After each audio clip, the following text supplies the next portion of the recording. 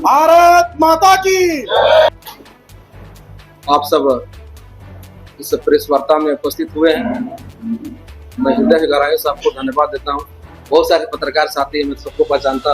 Bharatiya Janata party से बगावती रुख अपनाते हुए कांके विधानसभा क्षेत्र के युवा नेता कमलेश राम ने निर्दलीय प्रत्याशी के रूप में अपना नामांकन दर्ज कराया था। मामले की गंभीरता को देखते हुए भारतीय जनता पार्टी के विधानसभा चुनाव सह प्रभारी और असम के मुख्यमंत्री हेमंता बिस्वा शर्मा, सांसद दीपक प्रकाश, डॉक्टर प्रदीप वर्मा ने कल उनके आवास पर मुलाकात की और पार्टी हित को देखते हुए नामांकन वापस लेने का आग्रह किया था। इस मामले पर विचार करते हुए कमलेश राम ने रांची में आयोजित संवाददाता सम्मेलन में बताया कि राज्य और राष्ट्र हित को देखते हुए उन्होंने अपना निर्णय वापस ले लिया है।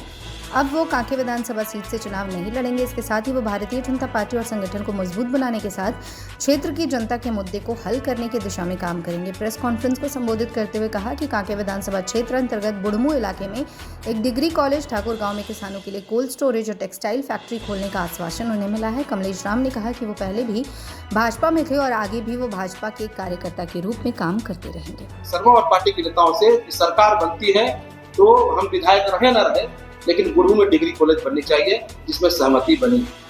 साथ ही साथ हमारे यहाँ बेरोजगार की बहुत बड़ी समस्या है, वो समस्या का भी निराकरण करने के लिए बात हुई।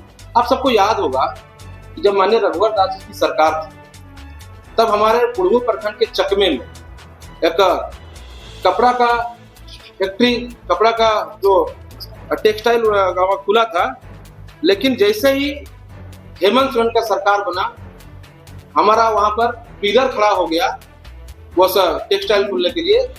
जैसे ही हेमंत सोरेन की सरकार बना उस प्रोजेक्ट को बंद कर दिया। अगर वो टेक्सटाइल बन के तैयार हो जाएगा तो वहां के 10,000 हमारे भाई बहनों का नौकरी लग जाएगा। हमारा गुस्सा इस बात का है कि अगर ये 5 वर्षों जब हेमंत सोरेन की सरकार यहाँ पर है, ये 5 वर्ष अगर वो टेक्सटाइल जो बन रहा था उसको अगर नहीं रोकते तो आज 10,000 हमारे विधानसभा क्षेत्र के भाई और बहन नौकरी करते। विषय ये कि आने वाला समय में भारतीय जनता पार्टी की सरकार, एनडीए की सरकार बनेगी तो चकमे के जो टेक्सटाइल जो वहां पर बंद पड़ा है वह हम लोग सरकार के माध्यम से उसको करने का काम करेंगे। हमारे यहाँ बहुत बड़ा विषय है क्योंकि किसान का क्षेत्र है। सारे विषय पर हम लोग कल बात किए, 1.5 घंटा हमारी बात हुई कि ये विषय है। मुझे इस विषय के लिए ही आगे कर दिया गया। जनता को ये विषय में निराकरण चाहिए। तो हमने बात किया कि हमारे किसान क्षेत्र है, बहुत सारे पत्रकार साथी हमारे कांके विधान से भी यहाँ पर उपस्थित है। हमारे यहाँ कोल्ड स्टोर नहीं होने के कारण किसान का जो फसल है वो कभी कभी बर्बाद हो जाता है, जिस पर लाखों का उसको नुकसान होता है। तो हमने कहा है कि सरकार भारतीय जनता पार्टी को हम सब बनाएंगे और ये विषय को हम लोग कोल्ड स्टोर जो ठाकुर गांव में खुलवाना बड़े स्तर पर, वो काम को करना है। ऐसे कई विषय है। ये विषय पर हम कहे हैं कि क्योंकि कांके विधानसभा की जनता का अपार जन समर्थन हमारे साथ है, अब कांके विधानसभा क्षेत्र की जनताओं से हम अपील करना चाहते हैं कि अब सबको एक साथ मिलकर भारतीय जनता पार्टी एनडीए की सरकार बनाने में सबको मदद करें।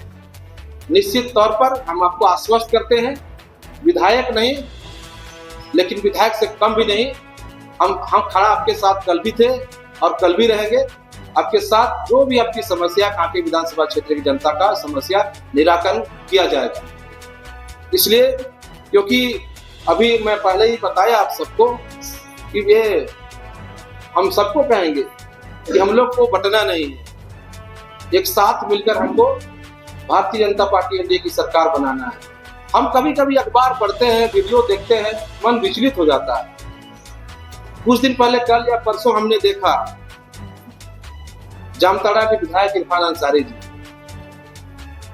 जो मंत्री भी है, हमारे एक आदिवासी महिला झारखंड आंदोलनकारी स्वर्गीय दुर्गा सोरेन के पत्नी को उन्हें किस प्रकार का शब्द का प्रयोग करके एक आदिवासी समाज के बेटी को अपमान करने का काम किया। ये मानसिकता ये कांग्रेस पार्टी के नेताओं का दिखता है कि आदिवासी के प्रति उनकी मानसिकता क्या।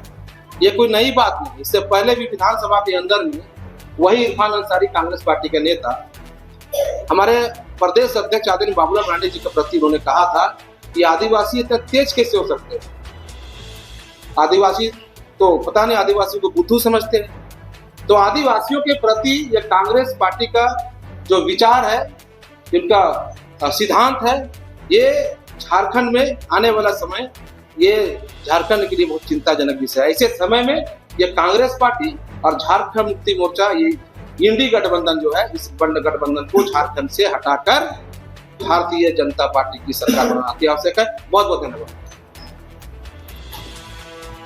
आप सब इस प्रेस वार्ता में उपस्थित हुए हैं, मैं हृदय गहराई से आपको धन्यवाद देता हूँ। बहुत सारे पत्रकार साथी हैं, मैं सबको पहचानता हूँ, सभी को आए हुए हैं। आप लोग का भी आशीर्वाद और हमेशा जब मुलाकात होती है तो मार्गदर्शन बड़े भाइयों का मिलता है। आज हम जोर से ही बोलते हैं, लेकिन दूर हो गया था, माइक की जरूरत नहीं। आज आप सबको मालूम है कि झारखंड में विधानसभा चुनाव होने जा रही है और पिछले दिनों सब कार्यकर्ताओं का इच्छा रहता है कि विधानसभा चुनाव जब आए तो चुनाव लड़े। इसके लिए तैयारी भी लोग करते हैं और मुझे भी एक कार्यकर्ता होने के नाते चुनाव लड़ने का भाव मेरे में भी है और था। आप सबको मालूम है कि किसी कारणवश हम चुनाव भारतीय जनता पार्टी के तरफ से कैंडिडेट की जो घोषणा होनी थी वो नहीं हो पाई, और चूंकि अब परिवार है, मुझे लगा, चूंकि जनता के बीच थे, तो मुझे लगा कि चुनाव लड़ना चाहिए। और चुनाव लड़ने के लिए निर्दलीय प्रत्याशी के रूप में पर्चा भी खरीदा। इस बीच पार्टी के शीर्ष नेताओं से भी बात होता रहा और जब समय नजदीक आया तो मैं नॉमिनेशन भी कर दिया। नॉमिनेशन करने के बाद देश के बड़े नेता, असम राज्य के मुख्यमंत्री और ये झारखंड विधानसभा चुनाव के निमित्त सह प्रभारी आदरणीय हिमंता बिस्वा शर्मा जी हमारे घर आए और एक छोटा सा परिवार गरीब बैकग्राउंड से यहाँ तक पहुंचे, एक दलित के घर में हिमंता बिस्वा शर्मा जी घर पहुंचे। हमने आतिथ्य से सत्कार भी किया, उनसे बातचीत भी हुई और ऐसे नॉमिनेशन करने के बाद भी, नॉमिनेशन करने का पूर्व भी मन में हमेशा रहता था कि हम सब एक ही मिशन पे निकले हैं। जिस प्रकार से झारखंड में झारखंड राज्य के मुख्यमंत्री हेमंत सोरेन जी जो सरकार चलाए और उस सरकार को हटाकर एक अच्छी सरकार देने के लिए हम सब आगे निकले हैं। यह भाव हमेशा नॉमिनेशन पूर्व मेरे में आता रहा। जब आदरणीय हिमंता बिस्वा शर्मा जी से कल मुलाकात हुई, हमारे घर आए, 1.5 घंटे हमारे घर में रहे। उसके बाद से मुझे लगा कि झारखंड को बचाना है तो बिखरना नहीं है। और आज मैं आप सबके समक्ष, मैं कांके विधानसभा क्षेत्र की जनताओं से जो चाहते हैं और चाहते भी हैं, अपने बेटा के रूप में मुझे रखते हैं, भाई के रूप में रखते हैं। मैं चुनाव वहां लड़ना चाहता था, लेकिन कभी कभी राष्ट्र को देखते हुए और राज्य को देखते हुए व्यक्तिगत स्वार्थ त्यागना पड़ जाता है और हम बहुत बड़ा त्याग कर रहे हैं। इसके बाद जनता के बीच हम जाएंगे, जनता के बीच रहेंगे, लेकिन मेरे लिए राष्ट्र सर्वोपरि है, हमारे लिए भारतीय जनता पार्टी सर्वोपरि है। इसलिए आपने पहले भी देखा होगा, जो भी हमारा इंटरव्यू था, चाहे पर्चा खरीदने के बाद या पर्चा भरने के बाद, हमने भारतीय जनता पार्टी के खिलाफ या भारतीय जनता पार्टी के नेताओं के खिलाफ नहीं बोला, ना मैं इस्तीफा दिया था। क्योंकि भारतीय जनता पार्टी एक पार्टी है जो राज्य को संभाल सकता है, राज्य को विकास कर सकता है। और मुझे मेरे चुनाव लड़ने से, कांके विधानसभा से, ऐसा लगता कि भाजपा से हम अलग हो गए और अभी समय है भाजपा को मजबूत करने के लिए। हम सब भाजपा को मजबूत करना चाहते हैं और यहाँ पर जो जिस प्रकार से बांग्लादेशी घुसपैठ है, तो झारखंड में अपना पांव पसार रहा है, तो झारखंड और झारखंडियों के लिए चिंताजनक विषय है। ऐसे समय में जो सरकार बांग्लादेशी घुसपैठियों को आमंत्रण कर रहा है, शरण दे रहा है, वैसे सरकार को हटाकर जो बांग्लादेशी घुसपैठ से मुक्त कराए और झारखंड को मजबूत बनाए, और झारखंड जिन उद्देश्यों से अटल बिहारी वाजपेयी जी ने बनाया था वो झारखंड बनाने के लिए भाजपा को मजबूत करना आवश्यक है। मुझे मेरी बात हुई कल, क्योंकि हम जब कांके विधानसभा क्षेत्र में घूमते हैं लगातार, तो वहां के विषयों को उठाते हैं। अब सब मीडिया के माध्यम से आप लोग भी उठाए, हमारे यहाँ बहुत सारे विषय है। हमने कहा, आदरणीय हिमंता बिस्वा शर्मा जी से मैंने कहा कि आखिर जो हमारा विषय जिसे लेकर जनता चाहते हैं कि कमलेश राम वो विषय को उठाएगा, वो विषय का हल कैसे होगा।